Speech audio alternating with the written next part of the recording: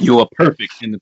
Hey, everybody, what's going on? Troy Rawlings here. Another exciting episode of Meet the. I have this wonderful, amazing, um, beautiful inside sister here.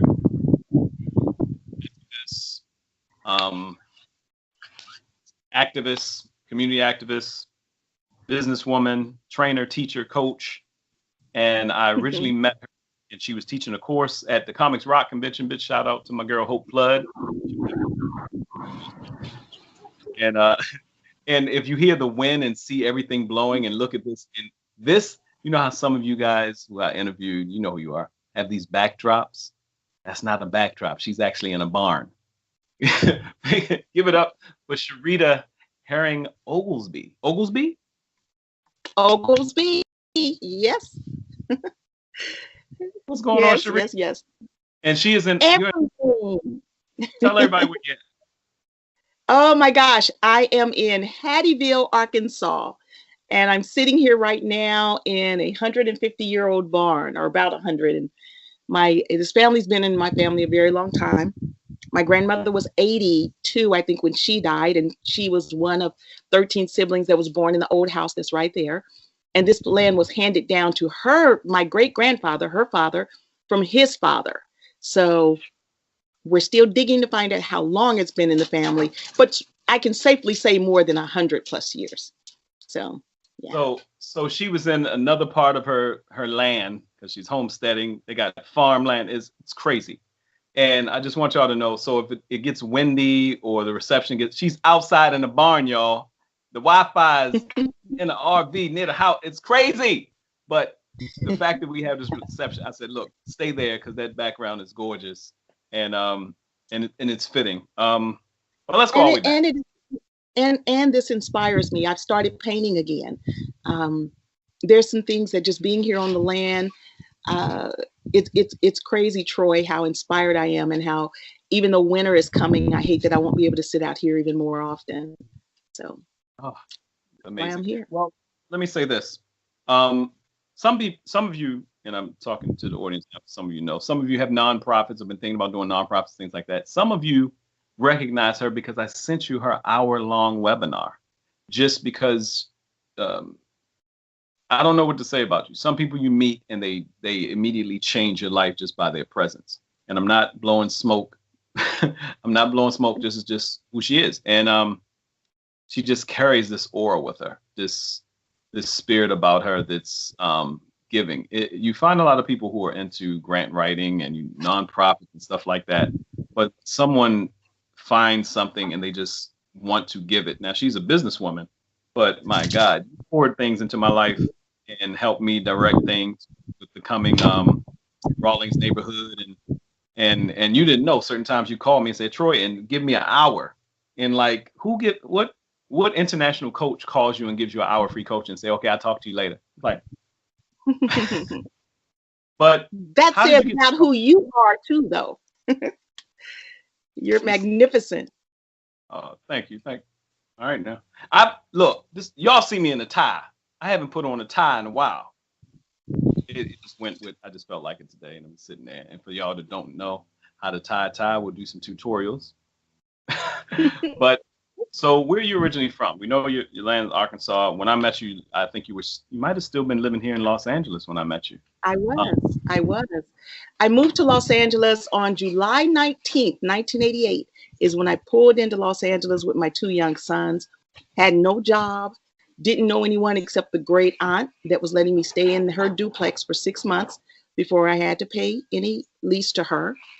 And so, and then after 30 years, decided that I wanted something more. My husband and I both wanted to live more in small town. And so that's how we ended up here in Arkansas. That's a whole nother story. There's so much more that's to that. But yes, born and raised in the city. We'll have to do a part 2. Okay. But so you and your husband met in Los Angeles?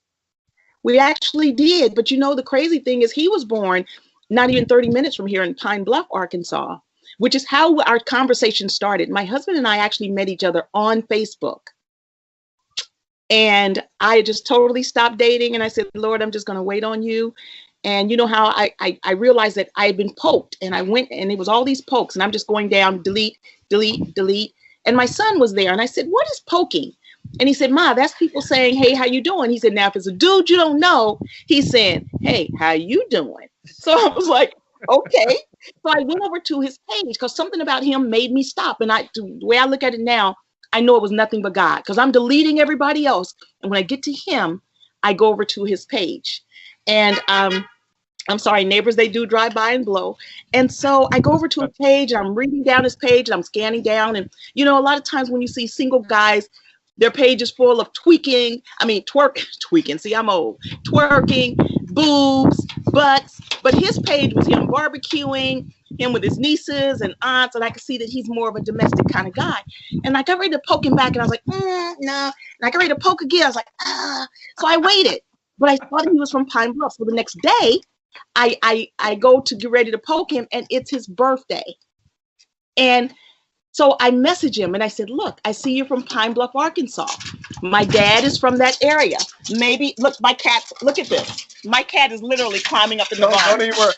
She's in a barn. She's I'm in sorry. a barn. Don't get all And this. so, This is real time. This is really happening. Get down. And so, yes, I have 2 cats, 2 dogs, actually 6 dogs around me. So anyway, I said, look, I see that you're from Pine Bluff. My dad's from that area. Maybe we're cousins. He messaged back, I sure hope not. And I was like, oh, I was worse than a teenager. He and I got on the phone after messaging a little bit. We talked for 14 hours. And that was on February 5th, which was his birthday, 2016. Now, look, that was 4 years ago. My son was going to have an art opening 6 days later at the African American Museum. And after we had been on the phone all these hours every day, after about 6 days, I said, why don't you meet me at my son's gallery opening? And he came there, and we've been together ever since. And now we're married. And so, see, there's some wonderful stories. I thank God. I'm a romantic dude. I'm a romantic dude. And mind you, I won't even touch on, because you wouldn't believe how old she is if I told you so. Because you look like you're a young. I don't mind. I will be 61 this coming Sunday, November 8th. I will be 61, a week from today. And I'm saying that because sometimes now you're gonna get me into the other side of me, the relationship side. Now, I'm saying that because a lot of people talk about giving up on love or giving up on this because you've been through so much, because you're just this point in life and this, that, and another. But I like that you said, I felt like a teenager. And I tell people, it better be giddy at the beginning, because you're going to hit some rocks. You better be excited. Yeah. You better be super about it.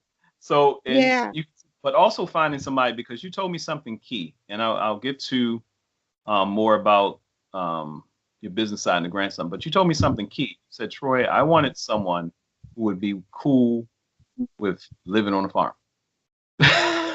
You said you wanted the next piece. You had this vision in your mind about, and I forgot when you said you found out about the property and how that all came about. Like I said, we got to do a part 2, because that in and of itself it's an amazing story. Oh, yeah. But I want to just, that's a blessing to someone that is like, well, I no. She was on Facebook, and it was just, but it wasn't like, now I'm not telling all y'all to run through your whole Facebook like 500 dudes.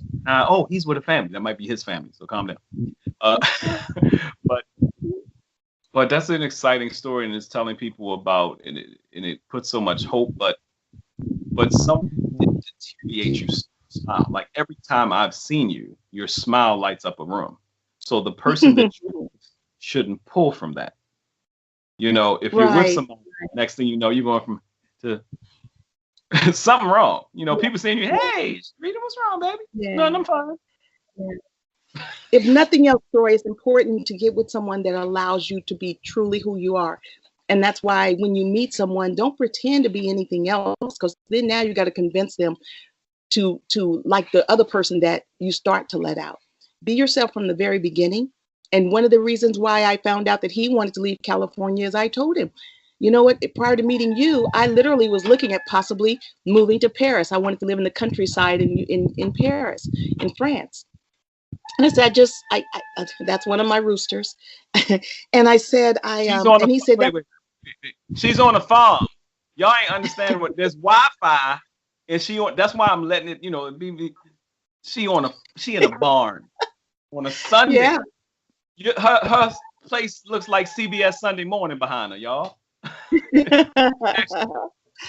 right, go ahead. Yeah. So I just say, be who you are always, because you can only be who you are not for so long, and you got to remember that. You can only be who you are not for so long. So be yourself. Look at this. Get down, girl. This is real time. I'm letting y'all, there's no editing. We ain't editing out the cat climbing on the wall, the rooster. It's old McDonald's piece. And you know what the craziest thing, and you and I shared this with you earlier, where they were on the other side, but see, they follow my voice. Or if my husband was out here, they follow him. Your animals want to be around and also pull from you. And now they're in here running crazy. They're excited like I'm outside. So you've got to excuse them. I want to jump into how you got into it, because very interesting story. You talked about, I remember you talking about, this is kind of when it got to telling people about grants and helping nonprofits get money and businesses and stuff like that. You were doing that like in high school. Oh yeah.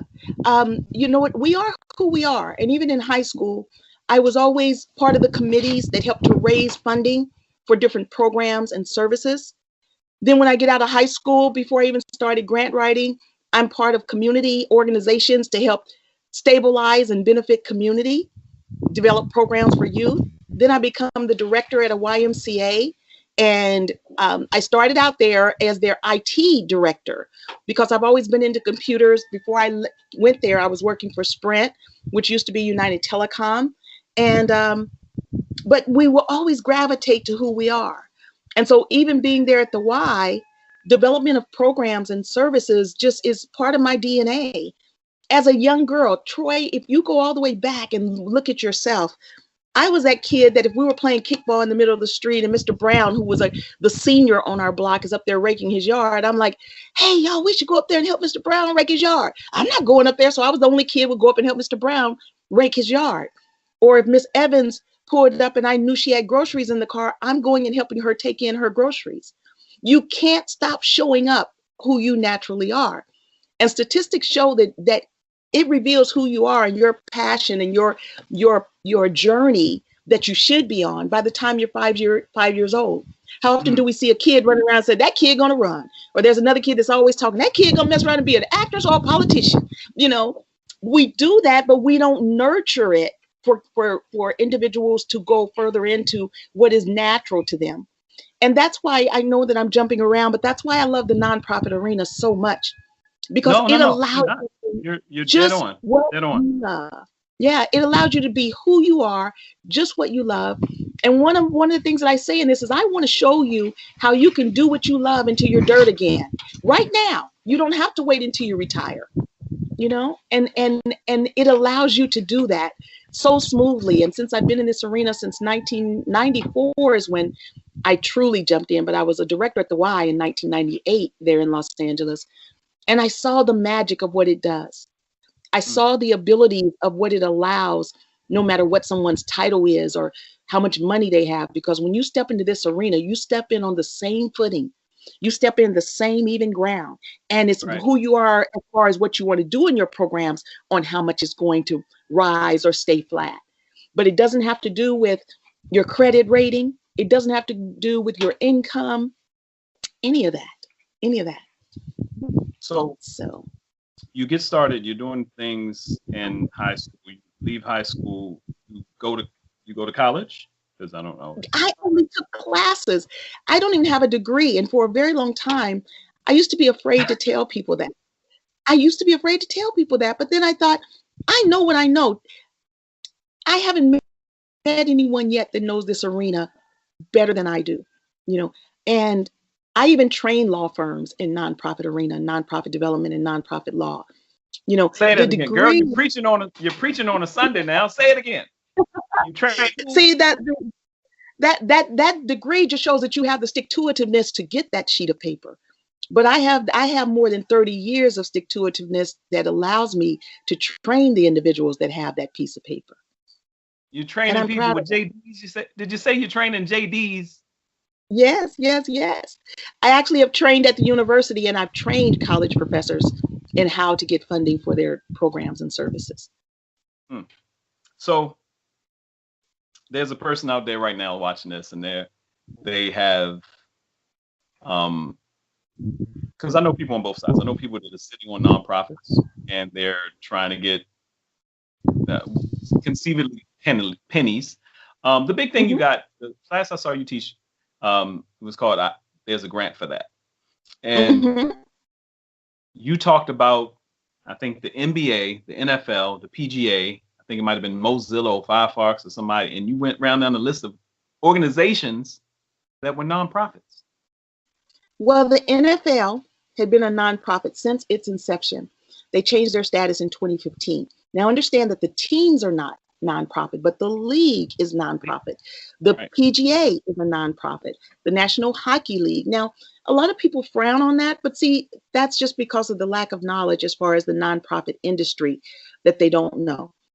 There's 29 different kinds of nonprofits. And the reason why it benefits those leagues and the cities where they operate, as far as their stadiums, is because they're able to take advantage of certain tax breaks because of all the jobs they create. Think about one game and how many jobs that one game creates. So with them having a nonprofit status, it afforded them the ability, and that was one of the carrots to make individual owners to go to particular cities. What else does that help with? It helps with tourism. Think about every time when someone comes to a game, how many people come in early and go to restaurants? Or if they've come far, how many of them get hotels and stay overnight? Not to mention all of the people that work at the stadium, and then not to mention all the people that the jobs and businesses that is keeping afloat outside of the stadium, from straw makers to cup makers to the individuals delivering the beef so that it can be cooked there. I mean, just think about it. But people don't think about that. Plus, they don't realize the significance of the nonprofit arena and our GDP, the gross domestic profit of the United States. The nonprofit arena is the third largest business sector in the United States, only behind manufacturing and retail. The third largest. Now, what else that should show people is that nonprofit doesn't mean you can't make a profit. Nonprofit just means that it is a non-stock corporation, but it is a corporation. It is a business. Okay. And I told y'all, if y'all see me looking down taking notes, that means you should be taking notes. But this is going to be on IGTV, YouTube, everywhere, so you can share it around and stuff like that. And I had to ask Sherita. I was like, are you still doing? And I asked was she still doing what she was doing, because it seemed when someone's a Michael Jordan, Tiger Woods, Simone Biles, the young little snap. Yeah. You know, when they're that Michael Phelps, when you're that good at something you do, it looks effortless to the point where it looks like that's bringing her too much joy. She's doing that too well. Okay, what else do you do? And one time I called her, she was like, well, Troy, I do a lot of speaking and I'm training people, but she's speaking with like Les Brown, Lisa Nichols, and people, you hit the road. Well, of course now you're not hitting the road as much. And I asked, did you still take clients and stuff? He said, yeah, I still train people. I still take clients. I still, Absolutely. But you said it's such From a right passion. here in this barn. What'd you say? From right here in this barn. Right. And did y'all hear me say earlier she was in the barn? Y'all see all this wind? That's not a backdrop. I'm saying that because they sell backdrops. They're like, oh, I love the cabin back. That is real. Those are real sunflowers, right? Are they real? There was a cat. Y'all missed the earlier part of the interview. There was a cat. That is 100-year-old plus wood that I didn't want to get rid of. That I told my husband, do whatever you can just to shore this building up. So when I tell you, gorgeous background, gorgeous things. But I love it because, like you said, you're being yourself. You're flowing in your passion. What are some of the key things that you run into, or let's go this way since we're going higher. Let's keep it higher. What's one of the greatest success stories you've seen with somebody that just had an idea of a nonprofit and you helped them take it over the edge? Well, a lot of people know her, Lisa Nichols. Mm. Lisa was like my baby sister. I actually named Motivating the Masses while we were standing in line at the county registrar's office. And I'm filling out her paperwork. And I was Lisa's first business coach. And I named Motivating the Masses. And at the time, she was working for the girls club when I met her. And then we actually beefed up her resume, and she got this job with Connie at People Who Care Youth Center. And we thought that was the greatest thing, right? I think at that time she started out making $45,000 a year, and she came home and we celebrated. And Lisa was one of those that if I had $10, she got 5 of it. And so, yes, watching Lisa. And I remember when she was getting ready to be on Oprah after The Secret came out, and she and her grandmother were in the limo, and they were riding there, and she called me and she said, Ree, she always called me Ree. She said, thank you, because, you helped me see some things that I just did not see. And then also, I coach Les, and Les Brown is such an awesome person to be with, just in personal space. And then there's individuals that most people will never know, and especially now because he passed away. But Rodney Shepherd was a major developer there in Los Angeles, and his company RSS Development was right there on 83rd and Vermont, and he had done a lot of development around Watts, developed like a 90-bed senior facility there in Watts, and I developed his nonprofit Global Link, and Rodney is the largest single grant that I helped to secure, and it was over 14 million. And he was getting ready to develop this property in Watts, California, called the Landsit Project. And just about 5 months after getting the grant and the grant okayed, and before it was awarded to his company, Rodney passed of a massive heart attack. And but there are so many individuals that the ones that people don't know, but amazing stories. I'm working with a project in Uganda. There's Precious with the Precious Kids Foundation, and I went with them last year, and just in 2 days, the Precious Kids Foundation treated more than 4,000 individuals, from tooth extractions to right now. There's kids that are receiving surgeries because of the funding that PKF, the Precious Kids, is raising. Just unbelievable surgeries. There was one boy, and Troy, is so unbelievable. His scrotum sac, was about the size of my forearm. This is a 2-year-old kid, and his scrotum is laying there almost the size of his leg, and his intestines were going down into his scrotum. This is a child that is now has had. What was it? I forget what it's called, but the intestines were actually going down into his scrotum. I forget what it's called. But he's now normal. And because of that organization, that surgery was done. I mean, there's just, I've raised over 30 million. My organization alone has developed over 600 organizations operating globally. So I could go on and on and on about the no-name individuals that people don't know, and the thousands of lives that are being impacted just because someone cares, because of the social entrepreneurship that continues to happen under this arena. So, yeah, I could take up days giving you stories. I love it. I love it. So at this point in time, you're still, I don't know, this seems like it's something, you hear about people making their money, making their chunks of money, their tens of millions of dollars. You hear about Warren Buffett saying, and all the billionaires talking about how much money they want to give away. And I know they've been doing philanthropy throughout their lives, and I wouldn't not think that. But it seems like you started like that. Do you ever retire? Oh, yeah. Do you ever retire from that? No. That's like retiring from who you are. Now, speaking of Warren Buffett, there's a video out that he talks about. First of all, you got to go look at the Giving Pledge. Go to givingpledge.org, givingpledge.org. And that's where almost 200 billionaires have signed a pledge that they're giving 50 to 90% of their wealth away from now on. That's added over 900 trillion billion, 900 billion to the nonprofit arena annually. Okay. See, most of the time when people think about funding and grants, they only think of government grants, and there's so much more. But one of the things that Warren Buffett says is making money is easy. He says it's easy for him. The hard part is giving it away.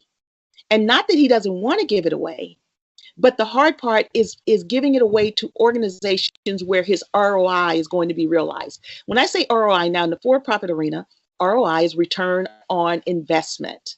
But in the nonprofit arena, I like to use ROI for return on impact. He wants to give to organizations that are going to have an impact, not getting money back.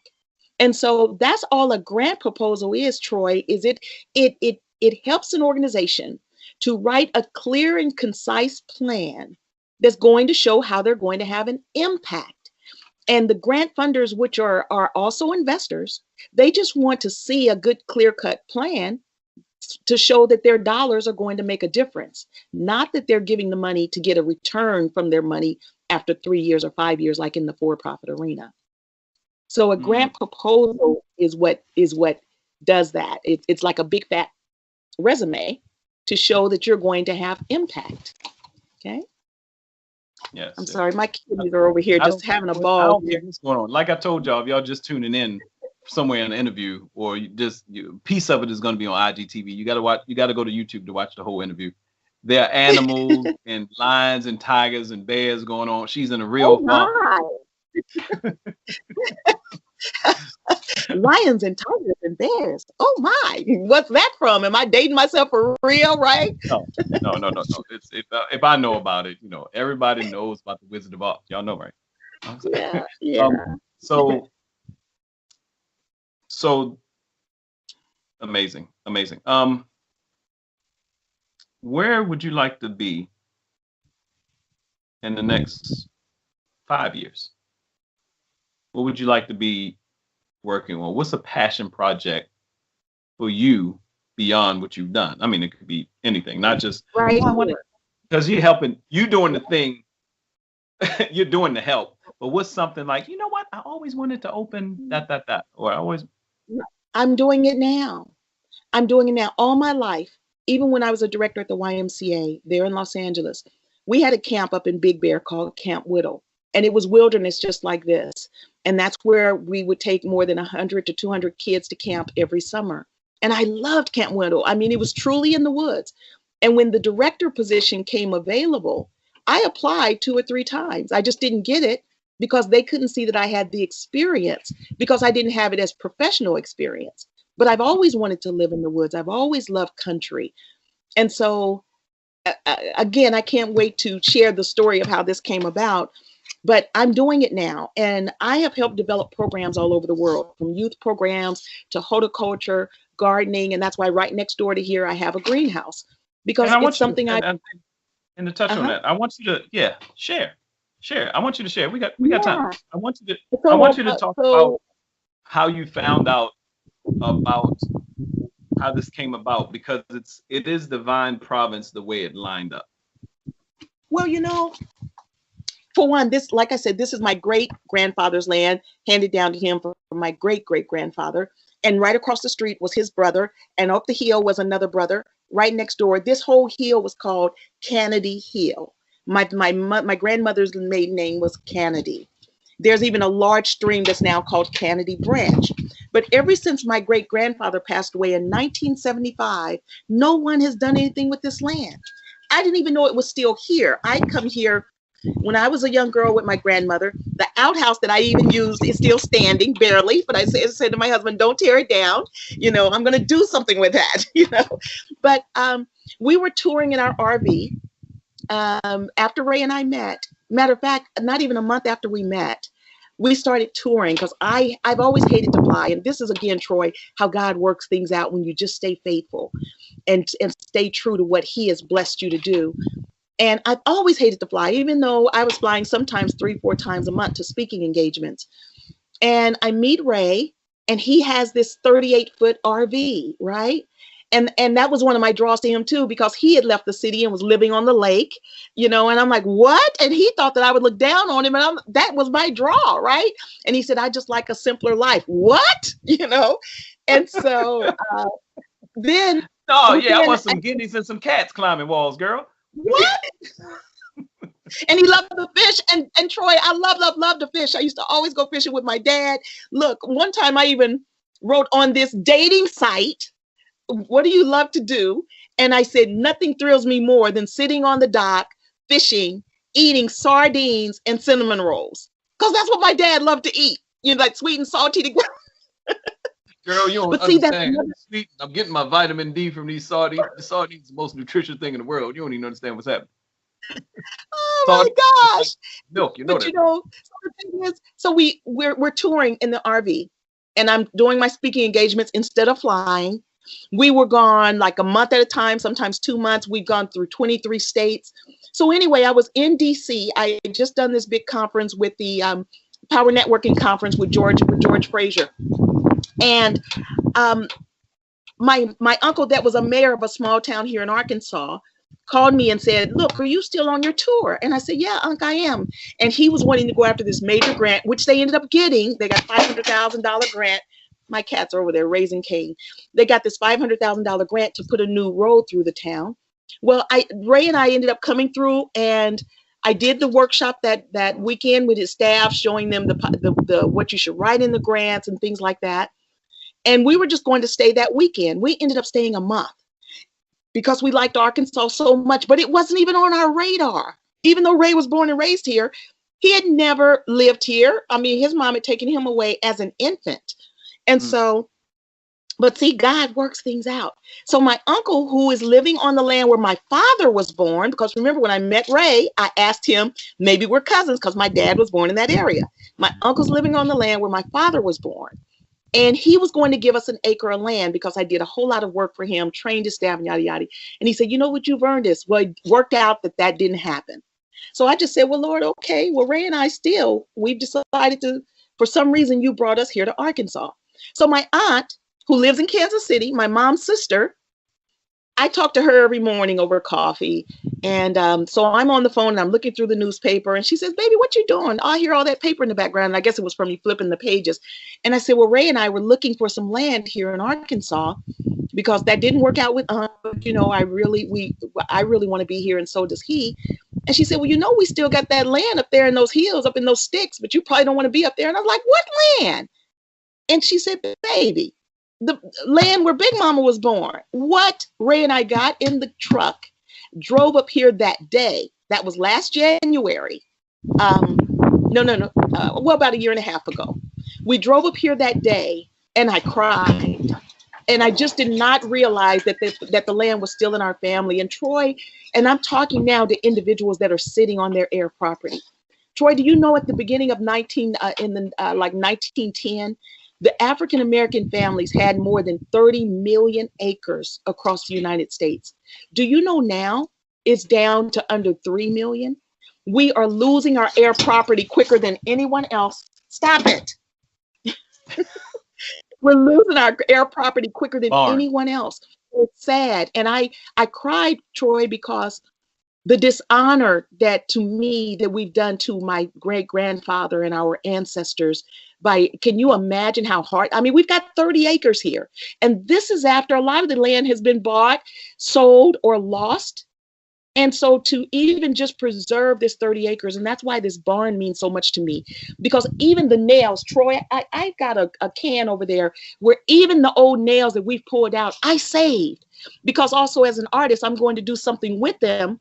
But can you imagine how hard it was? I saw a receipt that my great grandfather had. Matter of fact, when I first moved to Los Angeles, my grandmother, who was born here, gave me her father's trunk, the great grandfather whose land I'm on, because I've always loved old things, right?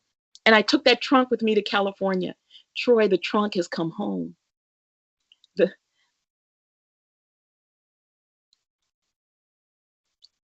When you just stay true to who you are, when you just work with what God has given you, I'm telling you, God does not do things just because. A tree that's blooming right now and another one is dying out, it was created that way for a reason, for a balance. So why is it that we don't realize that the gifts that God has given us, whether it's singing, whether you're a wordsmith, whether you're a painter, if you just operate in that, with faith comes finance. I'm here to tell you that whatever gifts God gave you, if you just know that you can work in it. He does not play. He didn't do it just because. If you stay true to that, with faith comes finance. He does not give us gifts that we can't survive off of. He just doesn't operate in that fashion. So, yeah, yeah. So I'm here, and the trunk has come home. I'd be crazy to say anything else. You know, I love talking to you because we can talk for hours, but I want to leave people on that tip. And Yeah. I know people may have a bunch of questions, but I want them to reach out to you. I want them to, you're a touchable person. But okay, that was that for me was my sermon for anybody. This 2020, that was probably the most. Thank you. Thank you. Thank you. Thank you for being you. Thank you for being so loving, so caring. Tell people how to get in touch with you. Tell people how they can reach out to you, how they can get in touch with you, talk your company, your website. Well, they can go to my website. I know it's a long word, but it's philanthropyalliance.org. Philanthropyalliance.org. And matter of fact, my new blog is launching today. It's called Yo-Yo. Yo-Yo stands for You Are Your Only Limitation. And it's going to be launching late this evening. And it's not only about my life and taking chances and being who you are, but there's and I need to do an article on you because there's a section about love and relationships, and it's never too late. And it's about Ray and I. My husband Ray is also an absolutely phenomenal grill master. You've seen his grill. Matter of fact, some people ask where we're going to do cremating because his grill is 9 feet long. It's about our homesteading and showing what's going on as far as our animals. I'm coming there to do, you know, for anybody who may be producing my TV show when it comes, or if we find whatever, I am coming there to do something, and me and old Ray gonna dance on that grill. I'm telling you. Yeah. Grill, I saw that grill. I was like,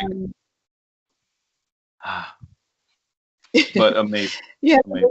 Yeah, so when they go to my website, there's a subscribe button. And if they subscribe, we send out free grant information. I send out information about business development. They'll get information about our regular blog. And so, yeah, go to philanthropyalliance.org. Now, there's one thing that I also want to say to you and to most individuals that are like you and I. When we're giving individuals, there's a term that a lot of people go by as a social entrepreneur.